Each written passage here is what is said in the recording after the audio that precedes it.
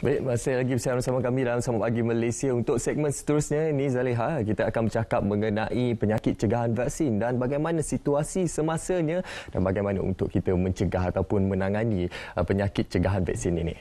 Walaupun perhatian banyak diberikan kepada COVID-19, kita juga perlu tahu banyak lagi risiko kesihatan yang perlu kita sentiasa ambil langkah berjaga-jaga, dan untuk itu kita akan bertemu bual seketika dengan Dr. Diana Mahat yang merupakan pakar perubatan kesihatan dari bahagian kawalan penyakit Kementerian Kesihatan Malaysia secara FB Live. Dan kalau boleh kita cuba dapatkan Dr. Diana. Hello, selamat pagi Dr. Diana. Assalamualaikum. Waalaikumsalam. Saya Hai Munawar. Baik, Doktor. Alhamdulillah. Baik, Doktor, mungkin untuk permulaan ini, mungkin Doktor boleh memberikan pencerahan apakah yang dimaksudkan dengan penyakit cegahan vaksin ini kepada masyarakat. Okey, sebenarnya penyakit cegahan vaksin ini adalah penyakit yang kita boleh cegah dengan pengambilan vaksin. Okey, sebagai contoh, vaksin MMR untuk mencegah penyakit measles, mumps dan rubella. Okey, kita tengok penyakit measles. Penyakit measles ni kalau kita tahu demam campak, dia boleh tanda-tanda penyakit measles ini seperti demam, ruam dan ada batuk, sesama serta konjungtivitis. Bahayanya penyakit measles, ia boleh menyebabkan komplikasi seperti radang pada paru-paru dan selaput otak. So, seperti saya cakap tadi, penyakit measles ini kita boleh cegah dengan secara efektif melalui vaksin. So, dekat Malaysia, kita di bawah program imunisasi kebangsaan, kita berikan vaksin measles ini tadi dalam bentuk kombinasi, iaitu vaksin MMR, dan diberikan semasa bayi berumur 9 bulan dan setahun. Okey, untuk pengetahuan Munawar dan Zaliha, di bawah program imunisasi kebangsaan, kita ada berikan 10 jenis vaksin untuk mencegah 12 jenis penyakit cegahan vaksin, iaitu penyakit TB, hepatitis B, diphtheria, tetanus, pertussis, polio dan hemophilus influenza. This one kita bagi secara 5 serangkai, dan tadi saya cakap measles, MMR, measles, rubella dan mumps serta Japanese encephalitis di Sarawak serta human papilloma virus. Itu semua jenis vaksin yang kita bagi untuk mencegah 12 jenis penyakit cegahan vaksin. Dr. Diana, dengan fasiliti kesihatan di Malaysia yang memang semakin baik, bagaimana sebab doktor sebut tentang polio tadi, bagaimana situasinya berhubung penyakit, sebab kita agak jarang mendengar laporan tentang polio di Malaysia. Apakah situasi yang boleh digambarkan kepada masyarakat sekarang? Okey, so sebenarnya kalau polio ni kita dah bebas dari polio sejak tahun 1992, tapi pada tahun lepas pada 8 Disember 2019 kita telah dikejutkan dengan satu kes polio. So sehingga hari ini kita ada 4 kes polio yang telah disahkan polio, dan semua kes itu berada di Sabah. Dan untuk pengetahuan Munawar dan Zaliha, kes yang pertama iaitu bayi semasa bayi itu berusia 3 bulan. Sekarang bayi itu dah berusia setahun lebih, masih memerlukan bantuan pernafasan dan masih berada di hospital. Bagaimana pula, Doktor, dengan situasi penyakit cegahan vaksin dalam situasi pandemik COVID-19 sekarang ini? Adakah kesnya semakin meningkat ataupun berkurang, Doktor? Okey, secara keseluruhan terdapat penurunan kes-kes dan wabak penyakit cegahan vaksin. Sebagai contoh, saya ambil tadi measles. Sehingga bulan Oktober kita hanya ada 399 kes, dan kalau kita bandingkan dengan tahun lepas kita ada 1077 kes. So ada penurunan sebanyak hampir 3 kali ganda. Okay. Begitu juga dengan wabak penyakit cegahan vaksin. Kalau kita compare wabak demam campak daripada 53 tahun lepas, tahun ini kita hanya ada 17 wabak sahaja.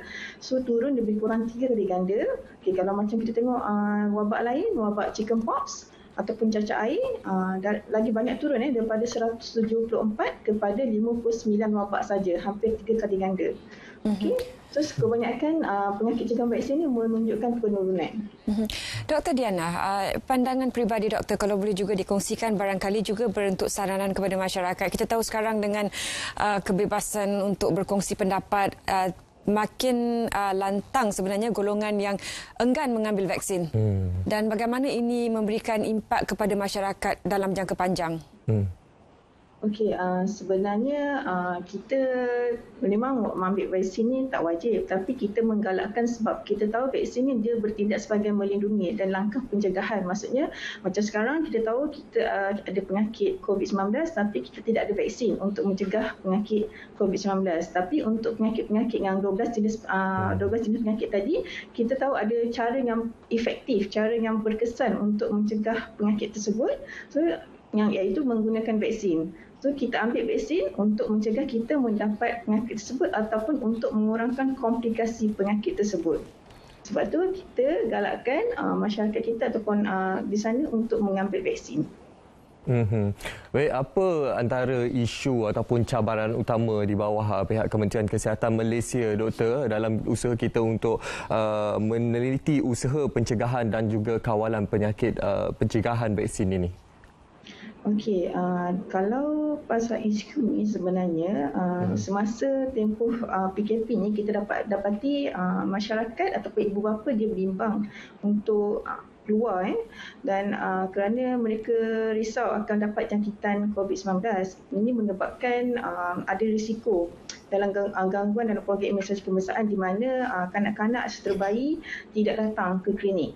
Dan kita juga tengok sekarang ni sekolah juga ditutup menyebabkan program imunisasi di sekolah juga terganggu. So kita risau yang kita punya program imunisasi terganggu.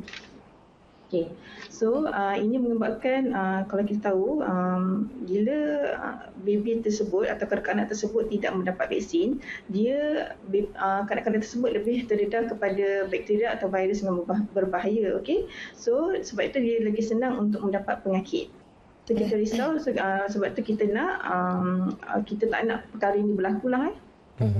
Untuk situasi ini, saranan doktor kepada ibu bapa untuk kita risaukan sebab banyak juga media mengatakan jangan kalau tidak ada alasan jangan keluar rumah, yang berisiko tinggi kalau jangan keluar rumah. Jadi ini barangkali mempengaruhi keputusan ibu bapa. Tapi apa yang boleh dilakukan supaya mereka dapat mendapatkan vaksinasi untuk anak-anak mereka tapi juga dapat menjaga risiko yang dihadapi dalam situasi sekarang? Okey. Seperti saya kata tadi, macam walaupun kita takut untuk pandemik COVID, tapi kita ada penyakit-penyakit berjangkit yang lain yang kita boleh cegah dengan menggunakan vaksin. So kepada ibu bapa di luar sana, jangan takut. Kita sarankan supaya ibu bapa mengikut dan mematuhi jadual imunisasi sedia ada, dan sekiranya tertinggal ataupun tercicik, ibu bapa jangan risau, segera hubungi klinik kesihatan yang terlibat. Maksudnya kita ada follow up dengan KK, klinik kesihatan. So kita call balik klinik kesihatan tersebut dan kita dapatkan temujanjian baru untuk bayi anda atau kanak-kanak anda. Begitu juga dengan kanak-kanak yang sekolah seperti umur darjah 1 dan tingkatan 1, kita ada bagi imunisasi. So kita pergi ke klinik kesihatan yang terdekat untuk mengambil imunisasi tersebut. So, ibu bapa tak perlu risau sebab kita ada sistem temujanji. So kita dah bagi sistem tu supaya untuk mengelakkan kita punya klinik jadi crowded. Okay? Baik doktor, mungkin secara ringkas doktor, kita ingin dapatkan pandangan doktor mengenai situasi semasa sekarang ini iaitu dalam usaha negara kita untuk mendapatkan vaksin bagi COVID-19 ini dan juga ketersediaan dari segi masyarakatnya bagaimana doktor?